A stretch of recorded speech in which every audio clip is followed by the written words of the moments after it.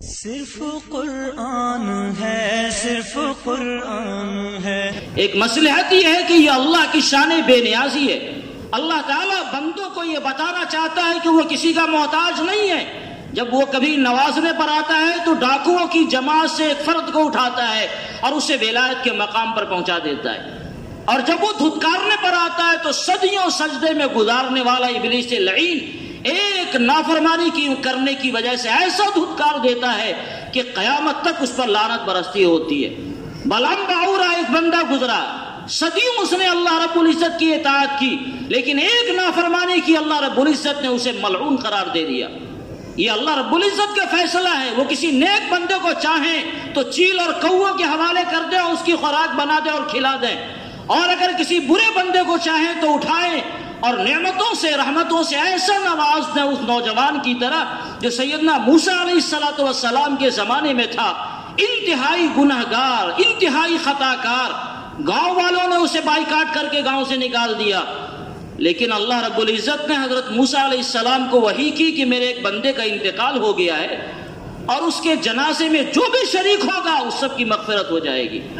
جب لوگ گئے اس انعام کے لالچ میں تو دیکھا وہی بندہ ہے جس کو پورے گاؤں نے بائیکاٹ کر کے نکال دیا تھا، اس لیے کہ پورے گاؤں میں اس سے زیادہ ناکارہ کوئی نہیں تھا۔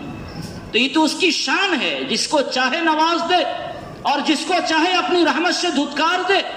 اسی لیے ایک مومن کو ہر حال میں دو حالتوں کے درمیان رہنا چاہیے۔ ایک حالت امید کی ہے، یا اللہ آپ نوازنے والے ہیں، اور ایک حالت خوف کی ہے کہ آدمی کو اپنے حالات پر ناز نہیں ہو، خدا نخواستہ ذرہ برابر ناز کرے اور کب ہمیں مکھی کی طرح نکال کر دودھ سے باہر کر دیا جائے پتہ بھی نہ چلے۔ تو یہ اللہ رب العزت کی میں اصل سمجھانا چاہ رہا ہوں کہ اللہ کی شان ہوتی ہے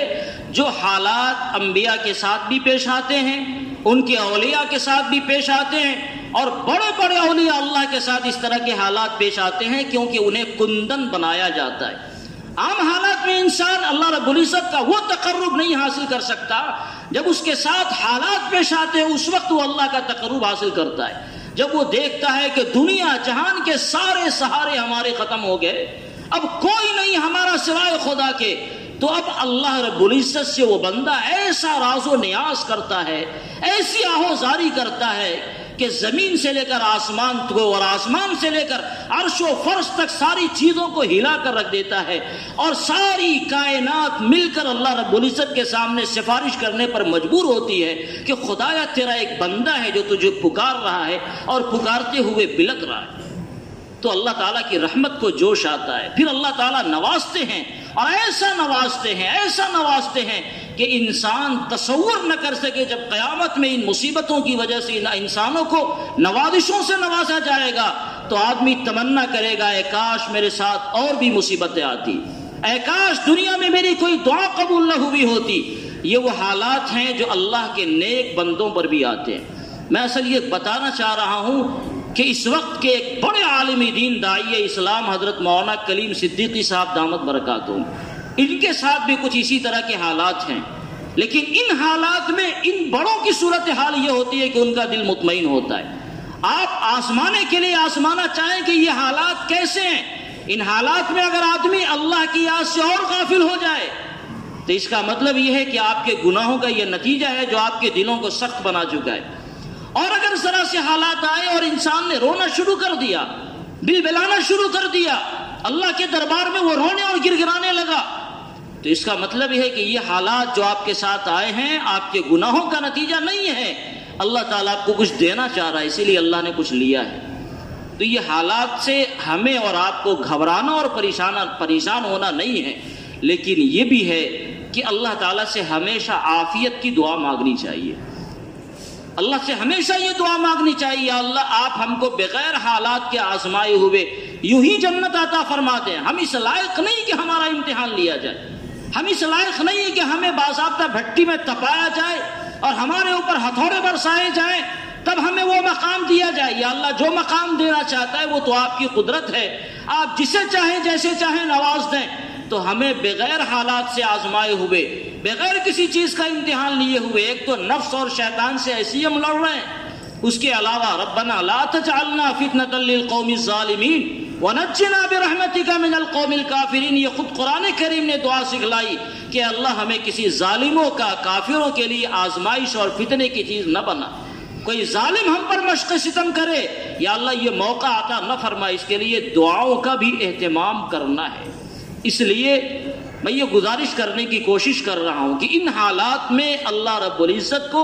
خاص طور سے منانے کے لیے اللہ کے سامنے آہوزاری کرنی ہے، اور خصوصیت کے ساتھ حضرت مولانا کلیم صدیقی صاحب دامت برکاتہم کے لیے دعاؤں کا اہتمام کرنا ہے۔ اللہ کا یہ بندہ ایسا نیک اور اللہ کا اتنا مقرب ہے، ہم لوگ تو ظاہری آنکھوں سے ہی دیکھ سکتے ہیں، نہیں ہمارے پاس تو کوئی پیمانہ نہیں کہ ان کے دل میں کیا ہے، اور انسان اللہ رب العزت کے دربار میں جو گواہی دے گا تو حقیقت چاہے کچھ اور ہو، انسانوں کی گواہی اللہ کے یہاں معتبر ہوتی ہے۔ ہم اور آپ کو اللہ تعالیٰ نے اپنا گواہ بنایا ہے، سارے لوگ آپ مل کر کہیں کہ میں انتہائی ناکارہ ہوں تو چاہے کتنا بڑا تہجد گزار، لیکن اللہ کے دربار میں ناکارہ ہی لکھا جائے گا، اور ساری دنیا مل کر کہے یہ بندہ بڑا نیک ہے، لیکن اب چاہے وہ بندہ کتنا بدکار ہو، لیکن اللہ کے دربار میں ان عوام کی گواہی قبول کی جاتی ہے، ایمان والوں کی گواہی قبول کی جاتی ہے۔ دنیا جانتی ہے کہ مولانا کلیم صدیقی صاحب دامت برکاتہم انتہائی نیک، انتہائی شریف النفس، انتہائی متواضع، حد درجہ اللہ رب العزت سے ڈرنے والے، اسلام کی محبت بے پناہ ان کے دلوں میں، اور انسانیت کے لیے حد سے زیادہ ہمدردی ان کے دلوں میں پائی جاتی ہے۔ وہ چاہتے ہیں کہ انسان اللہ کی نافرمانی سے بچ جائے اور جہنم سے اپنے آپ کو بچانے والا ہو جائے، اسی لیے جہاں موقع ملتا ہے وہ لوگوں کو اللہ کا پیغام اللہ کے بندوں تک پہنچاتے ہیں۔ اور آپ کو یقین نہیں آئے گا کہ کم و بیش 5 لاکھ سے زائد افراد ان کے ہاتھ پر اسلام قبول کر چکے ہیں۔ یہ کوئی معمولی نوازش نہیں ہے، اللہ جس سے کام لیتا ہے وہی کام کر پاتا ہے، ورنہ ہما شما کا یہ جگر نہیں ہوگا کہ بڑے بڑے دشمنان اسلام کے سامنے اللہ کا پیغام پیار و محبت سے اور مسکراتا ہوا پیش کرے، اور اللہ کا یہ دشمن اللہ رب العزت کا دوست بن جائے، یہ اتنا آسان نہیں ہوتا ہے، یہ جگر ہے ان کا۔ اور اس طرح کی ہستیاں انسانیت کے لیے اللہ رب العزت کی نعمت ہوتی ہے۔ اگر یہ لوگ بھی دنیا سے چلے جائیں تو اللہ کی رحمت ہم سے شاید مایوس ہو جائے۔ انہی لوگوں کا صدقہ ہے کہ شاید زمین و آسمان کا یہ نظام ہمارا قائم ہے۔ اس لیے اگر ان کے ساتھ کوئی حالات آتے ہیں تو یہ حالات کیوں آئے؟ اللہ کو اس بات پر قدرت تھی کہ اللہ تعالیٰ حالات ہی نہ پیش کرتے، لیکن میں نے کہا کہ اس کی ذات بے نیاز ہے، اس کی شان بے نیازی ہے۔ جب حضرات انبیاء کرام علیہ الصلوۃ والسلام پر حالات آ سکتے ہیں تو ان کے عاشقوں پر، ان کے غلاموں پر اگر آ جائے تو کیا مسئلہ ہے؟ یہ کوئی بڑی بات نہیں ہے، یہ غلاموں کے لیے فخر کی بات ہے کہ حضرات انبیاء کرام کی غلامی کا جو انہوں نے دعویٰ کیا تھا، اس غلامی کو اللہ رب العزت نے حقیقت میں تبدیل کر دیا۔ کل قیامت کے دن اسی صف میں یہ لوگ بھی کھڑے کیے جائیں گے۔ لیکن ہماری بھی ذمہ داری بنتی ہے کہ ہم ایسے لوگوں کے حق میں اللہ رب العزت سے دعا کریں کہ اللہ تعالیٰ اس طرح کے حالات سے ہم سب کی بھی حفاظت فرمائے، اور ہمارے اکابرین کی بھی حفاظت فرمائے جو سرمایہ ملت ہیں۔ اللہ تعالیٰ ان حضرات کو تادیر ہم سب کے سروں پر ان کی زندگیاں تادیر عطا فرماوے، تاکہ اللہ کی رحمت ہماری طرف مستقل متوجہ ہوتی رہے۔ اللہ تعالیٰ ہماری ان اکابرین کی مکمل طور سے حفاظت فرماوے۔ آمین وآخر دعوانا